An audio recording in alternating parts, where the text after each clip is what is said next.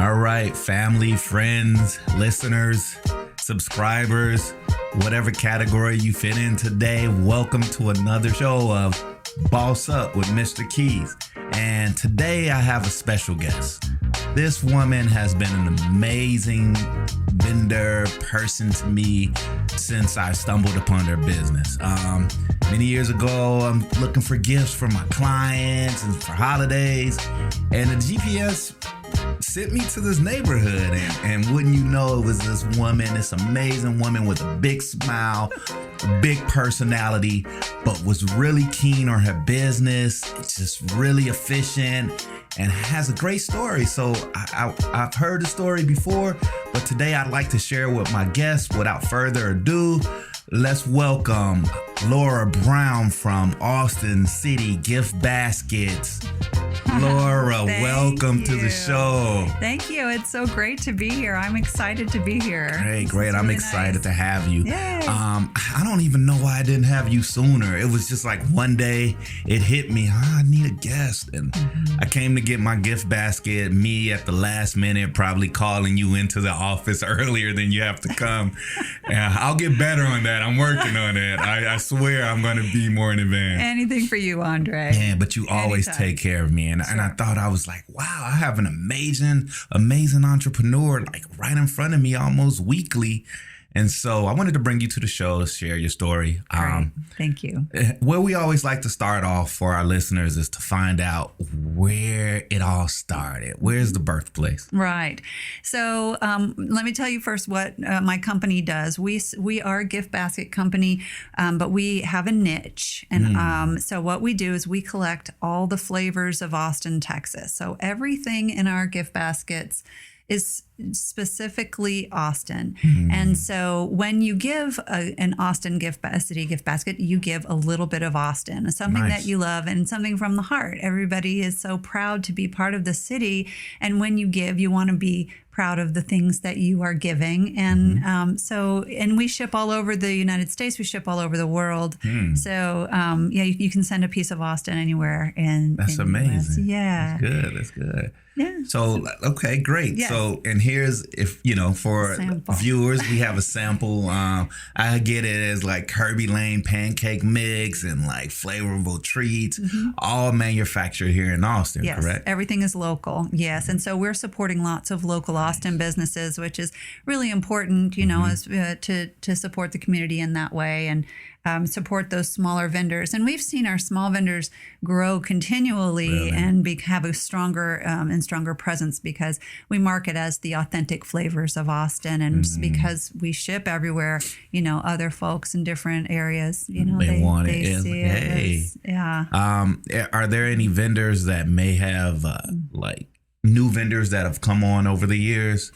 Oh my gosh, yes. We look for new vendors all the time, and you'd be amazed at how many are popping up on a regular basis. Most recently, a marshmallow company out of Round Rock. Oh, okay. But I'm sorry to just circle back and answer your question. I like it. I was going to bring you back, but let's go. Yeah, sorry. Where did it begin? Detract there. Yeah. So I started this business out of my house, and no. You in the middle of the story. Oh. I want to know about you because there may be a little girl out there that hears this that inspires to be you. Okay, so we'll go all the way back. So I grew up in Port Aransas, Texas, a tiny little island. Okay. And it was a great experience growing up there, small community. I had a great education, and we were always encouraged to do as much as we possibly could. I graduating class of 35 kids. Wow. And so, we were always encouraged to express our talents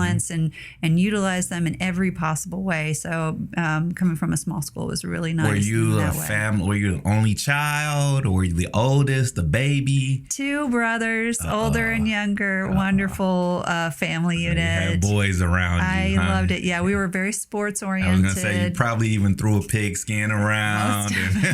We were a basketball community, so I played basketball from the time I could pick up a ball, and so and then graduated and played Division I basketball at UT Arlington. Wow, nice. So, what high school did you go to? Port Aransas High School. Okay, Port Aransas. Yeah. Okay. And then went to UT. So, what was high school like for you? It was, I grew up with the same group of kids from the time I was in first grade all the way through until. So there was a tight knit. It was, yes. What was it like managing sports? And I mean, I don't know if your parents are like, hey, I don't care what kind of basketball star you are, you still have to clean the dishes when you come home. Well, that's for sure too. And so, we were encouraged in the community to do as much as we could. With such a small group of kids, we wanted to excel in everything. So I was on the tennis team and the track team and the basketball team, and I did one act play, and we did all kinds of UIL competitions, and so we were really pushed to excel in lots of different areas. And then academically as well, Academically as well, for sure. Yeah, that was a big one. Honor Society, all of that stuff. Yeah. So, so your brother was the oldest. He was. He had those expectations, and you kind of probably saw that. I don't know how the age difference. Yes. But growing up with those type of expectations, once you branched out and went to college, did that stay with you, or did you say, hey, I'm finally free a little bit? Well, it sounds great to grow up in a small community, but in Port Aransas, if you're familiar with the island, you have to take a ferry boat just to get to the mainland, or take the long way around just to go anywhere outside of Port Aransas. So we were very secluded, very confined, and so I was ready to get off the island and experience the world a little bit. And so when I moved away, I was I took the same values with me. I learned very quickly that the world was a little bit of a challenging place when you don't have a strong support system around you at all times. So it was very challenging. College. And I know you have a daughter who's looking at athlete, going to college. It's coming. I can't encourage kids enough to just make sure you stay close to home if you can, and make sure if you do go somewhere that you have a community that you build. So that is important. It was having a community. I didn't think it would be, but it's to be supported in anything. Just have a place to go to and say, hey, I have a toothache. What do I do? Yeah. Anything like that. Did you have a high school friend that went to college with you, or were you all just branched off and did your own thing? Yeah, yeah. So you tackled the big world alone. You went out there, and in college, what did you study? Marketing. Yeah, I didn't know what I wanted to do. I didn't have a real clear idea of what I wanted to be when I grew up, kind of thing. A lot of kids do, and I just didn't. I still don't really know for sure, although I've got a better idea today than I did before. Good. But it takes some time before you find who you are, your voice. It does. Yeah, I think I'm closer to it now than I ever have been, But for sure, so I ventured into that area, and I learned a lot about marketing and business and that sort of thing. But I went straight from there to my first job, and I started teaching software classes. Computer industry was growing a lot in that after college. Hold on, I feel like we missed a step. We just jumped around. No, it's good. You're flowing well. So you went to college for marketing, but you ended up teaching IT classes? No, it wasn't IT. It was just software. So at that time, Windows was Microsoft apps were starting to become a thing, and I don't know. I just took to software quickly, and I got in with a group called Future Tech Training. And they were teaching software classes to Dell Computer on site. And so I started with Windows 3.0. Was that here in Austin? It was.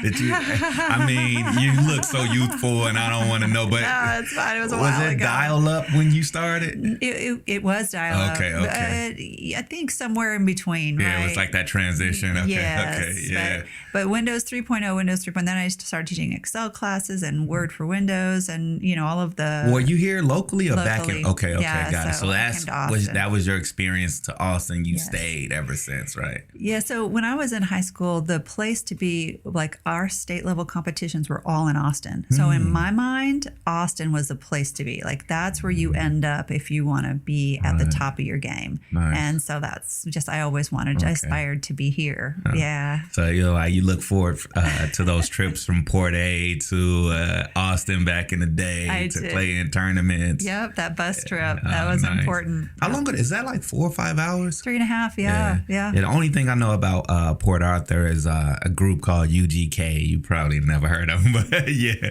they're big from Port Arthur. It's a rap group. Yeah, they're coastal also. It's also coastal, and then there's an island. So so Port Aransas is an island south of Port Arthur. Okay.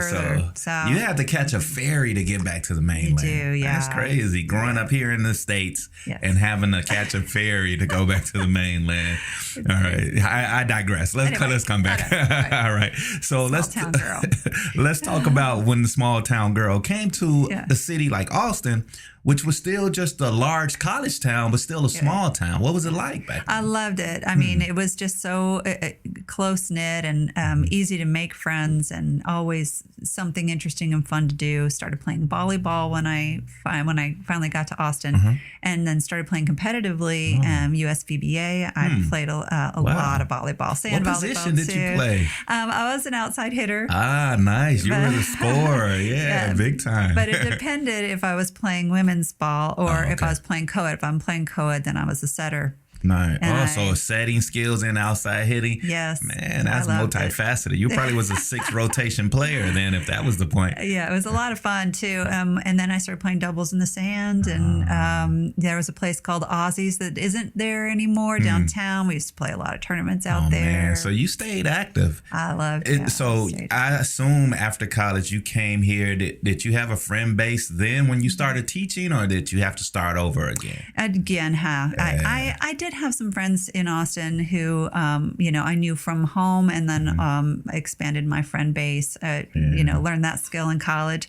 It was crucial, right? And so, and then again started teaching software classes, and then sort of branched. My career started to grow from there. I started my first business when I was in my late 20s, and I started a stained glass business. I started it as a hobby, and then I started to make my own designs, and then I decided, well, maybe if I put an ad in the paper, I might get folks who might want to, have me do this for them. Wow. And so I've done some stained glass work in Lago Vista. Oh, okay. Nice. It's a couple of churches. There's a church here off Palmer Lane that I did some design work for. And so I've done a lot. I never knew that part of the creative side of you, outside of the gift baskets, stained obviously. So that was there's a piece of scripture called he who is within Christ will become a new creation. And so new creation stained glass was my How long did you do that in your 20s? Wow, that was amazing. My late 20s for about 4 years, and then I sold that business and just gave it away. Okay. Yeah. Key point right here. Like, you had a background in marketing. You knew how to maneuver in different places and create like a tight knit group for yourself. How did the marketing skills help you with that first business? Yeah, so that definitely did help. Marketing is a great way to round out your understanding of business. It's I've always been a little bit fearless. Like I've always felt like I could just start doing something and figure it out as I go, which I think is a really important skill for an entrepreneur. But marketing was important because it getting the word out. I think that's one of my challenges right now today is that I think we're one of the best kept secrets, as you mentioned, that you just happened upon my business. And that seems like that happens more often than not. So many times I hear, I wish I had heard of you before. I never. So I get that a lot. So I'm still a challenging area for me with the way things are changing in social media and marketing has evolved. You mentioned, hey, I put an ad in the paper. And so back then that was like a great way of getting to all these subscribers. And so now it definitely has changed. But I've started there. I've been there like ads in the paper, circling like, hey, I want to be right here. I want to get my business out. It was the Yellow Pages then that I put an ad in. Yeah, that doesn't really exist anymore. Maybe digitally. So what did you learn from that bit? Like, what was one of the key things that you took away from running that business? That's a really good question. I learned that I can't do it all myself, and that there are people who are better equipped at doing certain things than I am. And so I really tried to do it all myself. You tried to wear all the hats. I did. Probably was like burnt out. Well, yeah, I got pretty busy pretty quickly, believe it or not. And I had some personal customers and clients, and then I had some, larger group, like corporate clients. And then it was just such I also learned that doing making the thing that you love into a business is not always a great thing to do. Ooh, talk a little bit more about that. I mean, I've had guests on the show like, hey, find your passion. But I mean, I don't know. It doesn't work all the time. Right. So, I mean, what the client is always right. And I have this image of this beautiful piece of red stained glass, and it has all these beautiful swirls of yellow and white all through them. And a customer would look at that large piece of glass and say, that's perfect. I would like that here in this tiny little piece, gosh. And then you have to tell them that's not going to translate well. You have to understand like that's not going to work, but they want what they want. So you do it. And then they're like, yeah, that didn't work. And stained glass is so unforgiving. Like once it's done, it's done. Yeah. So that's a lesson in like taking business, something you love and is passionate about, and when you turn it into a business and it becomes about clients and revenue, and sometimes you can fall out of love with that passion. You can, and I did pretty quickly. And glass being unforgiving, as I mentioned, you had a lot of broken, wasted, scrapped glass, probably, huh? That and my hands. It was dangerous, also. So I had an injury. Some cuts. I do. I had a pretty bad injury, and that's when I decided to hang it up. I'm done with this. That's enough of that. All right. Anyway, moving on. But you did get you learned a valuable lesson starting a business young. That was good. That was good. And I always wanted to have my own thing, and even if it was just a side gig. And so I actually started another business after that, or it was later in technology. I found this site called Zazzle, where you could actually upload your own designs, and then you could build a little store on Zazzle, and then you could sell your designs on anything that they had, all the swag. So water bottles, t-shirts, bags, anything. And now I think, gosh, they have everything, socks, any kind of stationary type items, but every clocks. That was probably before the Amazon. It was Zazzle was, and it's a really cool site, and you can find anything that anybody is selling. And so if you want to look up panda bears, So how'd you stumble upon that? I think someone had mentioned it to me because so my second business was called Sports Girl Store. Okay. And so as a woman in sports, there was always this, I was always worried that people thought I was more of a tomboy kind of girl. And I'm very, I'm very girly.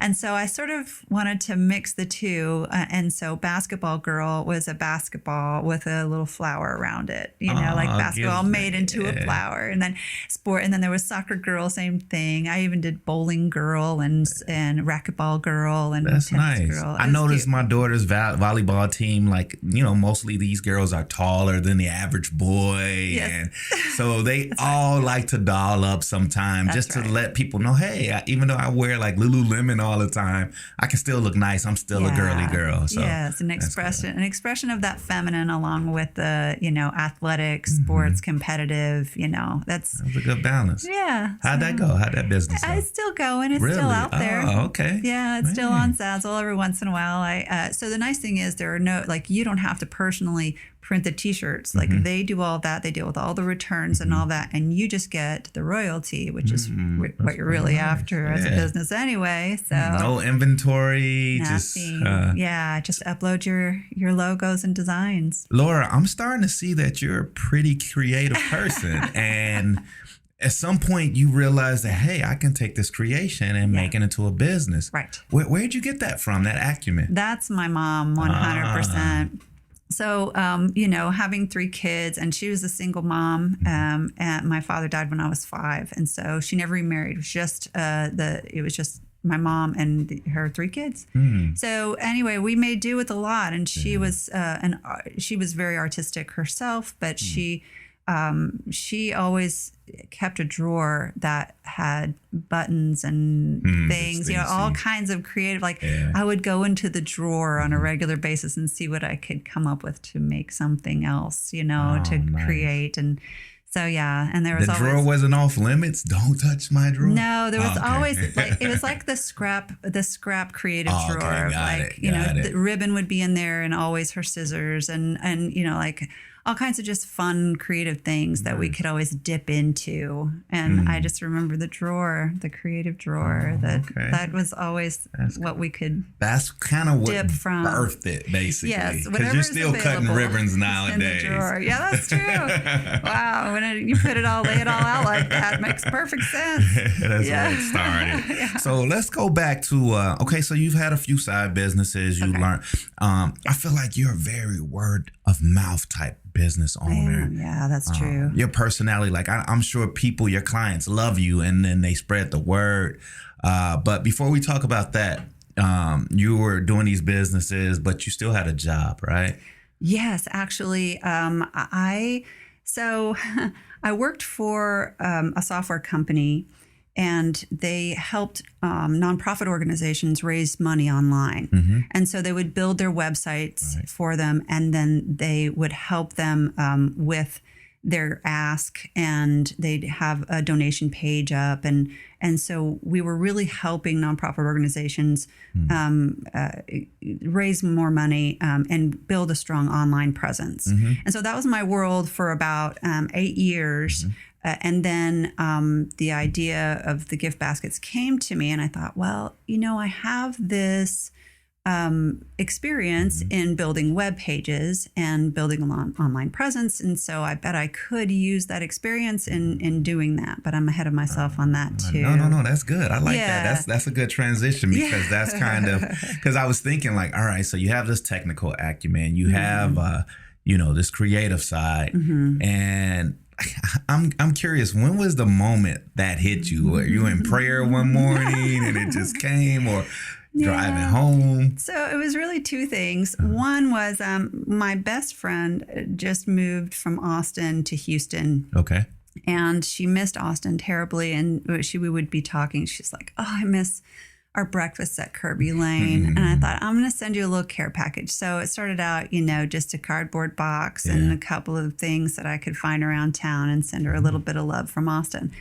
And then it started to make sense. I thought, well, this needs to be cuter than this. And so I would start putting together a basket. And then what else can I put that's Austin? How can I make the box look cute? And then it started to come to me, this might be a thing. This might be something that other people might really enjoy too. So you just being a good friend and a caring person, started that and sent it out. And then the light switch hit. Yeah, that was the first time I started thinking, this could be a thing. And I thought, well, I could probably get a website built pretty quickly. I could, but life gets in the way, and you push things like that aside. And then my nephew came to visit, and he had just graduated from high school, and he said, I don't know what to do with my life. I don't know if I want to go to college or if I want to pursue something else. And we just started talking, like, what do you love to do? What are your strengths? Let's talk about what you might like to do if you could pick something. And he's like, well, I don't know. What would you do? And so he put me on the spot. Wow. He really put me on the spot. And I was like, well, this is what I would do. And he's like, that's a great idea. Let's do that. Wow. So he helped me he helped push me and facilitate that whole process. And I was like, well, I better at least be a model of what it would look like if you did take those steps. And so I started to just gradually take one step after another. Started the business in October of 2012. Okay. And within 3 months, I was cash flow positive. Whoa, 3 months. Yeah. So it was right away an instant interest. Was it a big startup cost for you? Not at all. Okay. Really. It was pretty low. But I didn't have any wholesale relationships at the time. I was just buying retail items just over the shelf, you know? So I was putting baskets together and say, well, this is what we have now.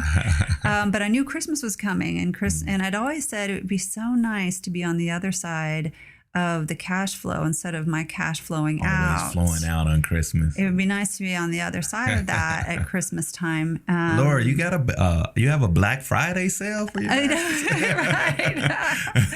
Always, yes. So at Christmas, I decided I was going to sell 50 gift baskets, and that was it. And we sold out of those 50 baskets in I think 4 days. Wow. It was from late November to that first week in December. We sold right out of 50. Who were your first clients? Just, people who found us online. Okay. I built the online store. That's how I found you, by the way, online. I just Googled someone, give your clients gift baskets. Yes. And you came up, you did some work on that website. I did. I really worked hard on the SEO. And that's really important for new businesses is to know who your competitors are, know where you rank in your SEO and how you can get yourself to the top. Because if you type gift baskets in Austin, we pop up, under the ads, we're number one, which is really important for us. And we've built that over time, meticulously. That's great. That's important. The SEO, it's more than just having a website and being on the 4th page of Google. You really have to work it and get some optimization out of that. Yes. Okay, perfect. So in the second week of December, my first year, I got a phone call from a corporate customer, and they said, "Can you do 100 baskets for us?" And I said, "Well, yes, of course we can." So I figured it out, and we scrambled, and we got it done. And I did have some help, and I had How to big call was on your the team troops. at that time? 3 people, the 3 of us. And it was challenging when we got it done. And so I started, out of my living room, right? And then I renovated my garage so I could kind of make. Initially, it started out as shoe money. What can I do to make a little bit of extra money? But by the time I had gotten to my 5th year, I knew I couldn't do both anymore. I couldn't do my corporate life and this. And I'd seen enough Shark Tank to know that if you're not willing to commit to the company, don't even try it. Yeah. So I let go of my cushy job after 13 what was the feelings years. and emotions like? Were you afraid? Yeah, it was crazy. I was making $120,000 a year at my corporate job. I had a cushy little life. I could work from home whenever I wanted. Oh, man. I had the respect of my colleagues and of upper level staff, and they really loved having me there. And so it was a really difficult decision. What were they trying to keep you, that they kind of get word of this and say, hey, don't go, we'll do this? And yeah, a couple of them did. And so, but then when I finally made the commitment and I let it go, then some other folks who had left that company previously heard that I had left, and they were like, well, hey, come over here. So I didn't leave to go somewhere else. But the final clarifier for me was I entertained a dinner with someone who was trying to recruit me. And I sat across the table from them, and they were like, listen, we've got this great product. We really have, this awesome growth path. You're going to fit in great with this company. You really should do it. And I said, listen, I have to give this a try. And I started to explain it to him. And as I explained it to him, you could see the lights going on. And he was like, you could franchise this business. And I said, that is the goal. And so it always has been. And so now we're finally at that point. When was that conversation for the franchise? When did he talk about that? How long ago was that? That was, I guess that was now 8 years ago. 8 years. It's funny when seeds get sown and how they manifest. Right. So you were like, hey, I'm going to take a leap of faith. I'm going to do this. No one has a crystal ball. You don't know how fast you're going to grow, but you had been doing it for 5 years. Yeah. What kind of growth did you see over those 5 years? So every year we doubled. Oh. And so that was the expectation, and as fortunately I had some experience in analytics and, Excel has always been my buddy. So I could project well enough given the growth that we'd seen in the past. So I knew where we were headed. And Austin has always been my proof of concept city. If it works in Austin, it'll work in San Antonio. Yeah. It'll work in Dallas. It'll work in Atlanta. It'll work in New York City. It'll even work in Paris. Wow. So, if you really want to dream big, right? There it is. There's a real possibility there. So franchising has always been on my mind, but I just didn't know when. I had researched it a little bit here and there, and it was still always a little too expensive to make that leap. And so we're finally at that point now. Wow. Where we're really diving into what it's going to take to take the next step. Wow. You with business, you have to not only know marketing, Right. you have to be a good leader to, rally the troops and make people happy to want to work for you and your company. But you also have to know the finance side. Yes. You have to be,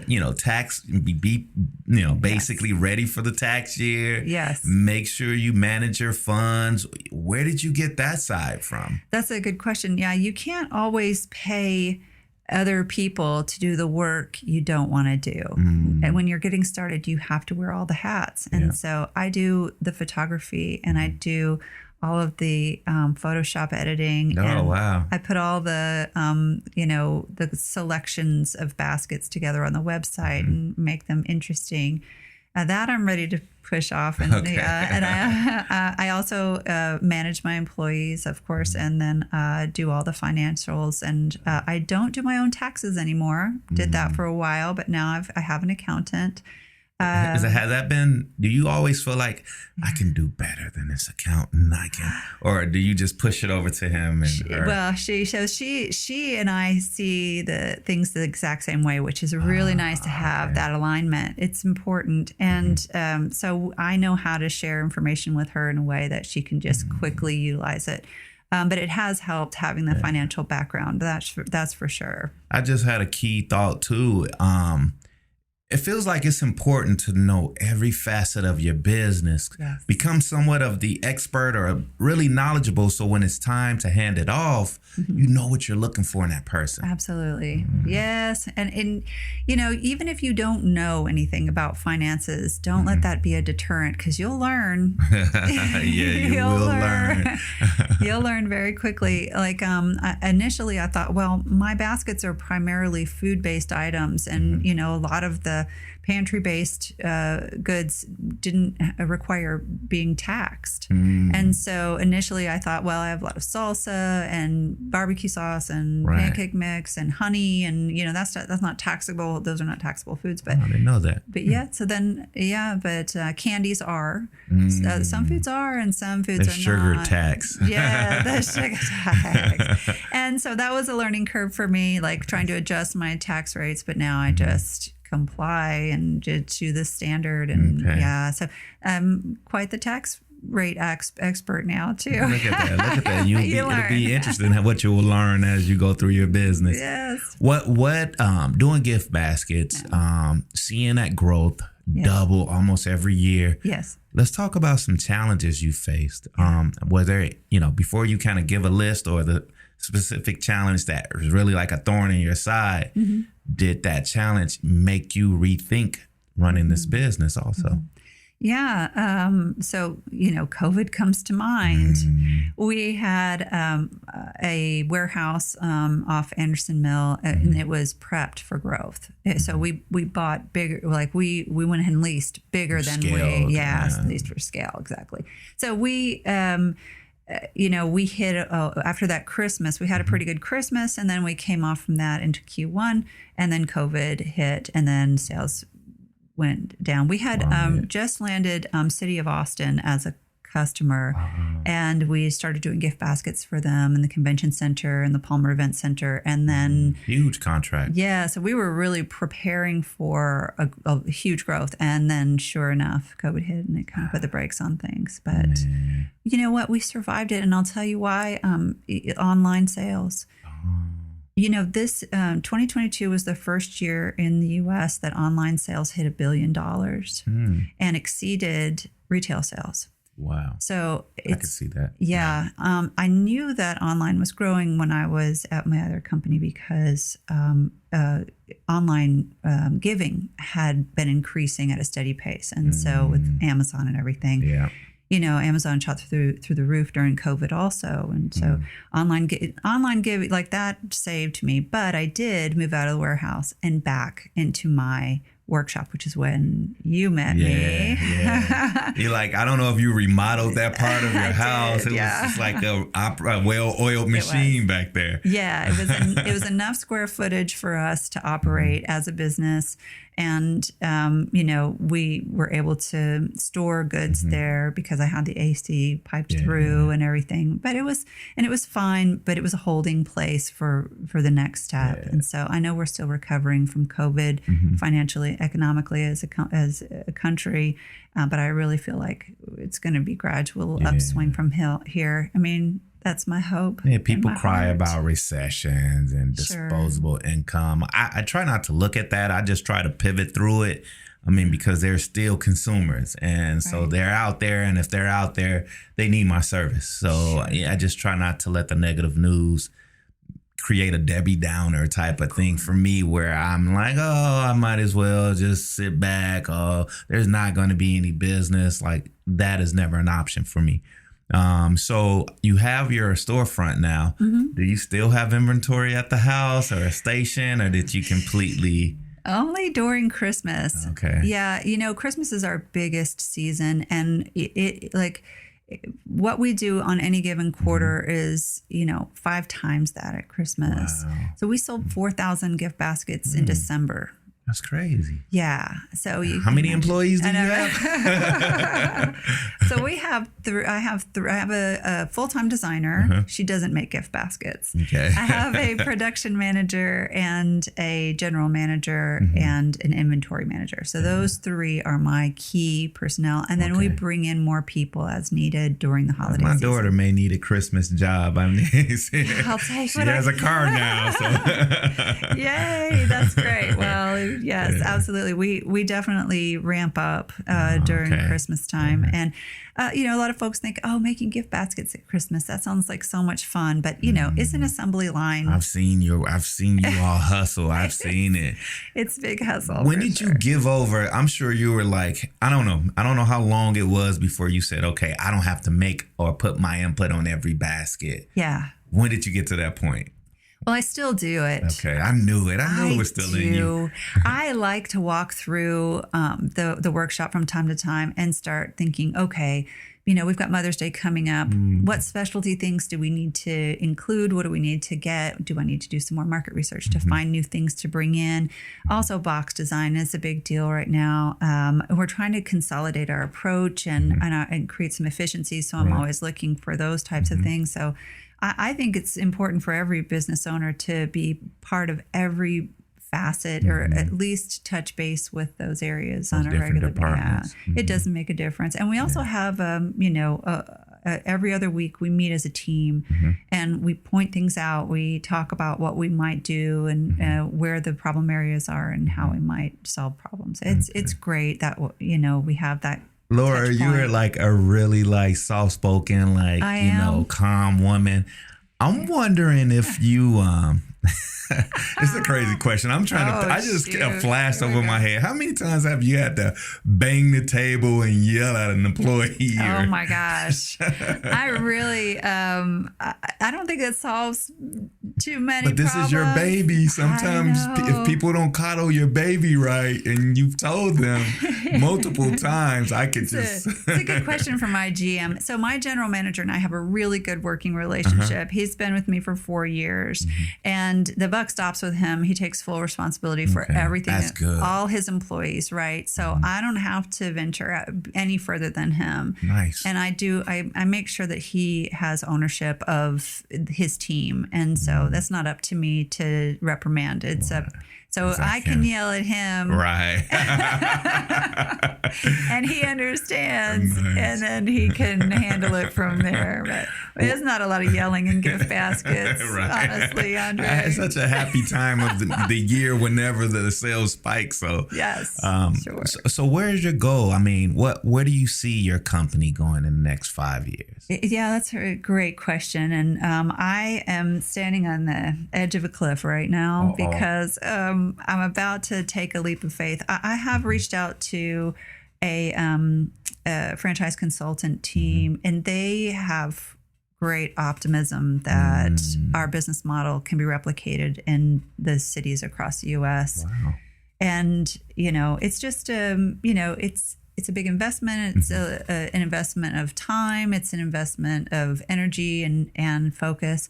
And we have some challenges to meet if we're going to do it that way. The design that you see, and I know your subscribers can't see this, it's like a display box. Our gift baskets are designed that way for security.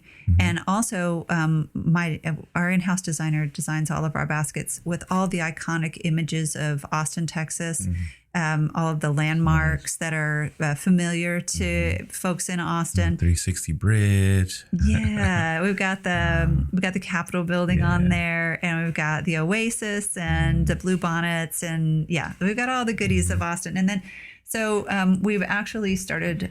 We designed for San Antonio also. So this is how So our boxes lay flat, which makes it easy for them to be stored, and then they come together quickly and easily. And they're designed inside and outside, and so this is San Antonio, and so we'll keep designing for Dallas and Atlanta. And I was gonna say you've expanded Atlanta or Chicago, right? Or we're not yet, but Atlanta's next. We have someone in place for Atlanta now, so I'm excited about that. So is that part of the franchise opportunity in different areas? Yeah, we're kind of ahead of ourselves a little bit on that, but we have people who are just ready to go. So we're just going to go ahead and start. And that's how I've built this business. I just jump in and go, okay, what do we do now?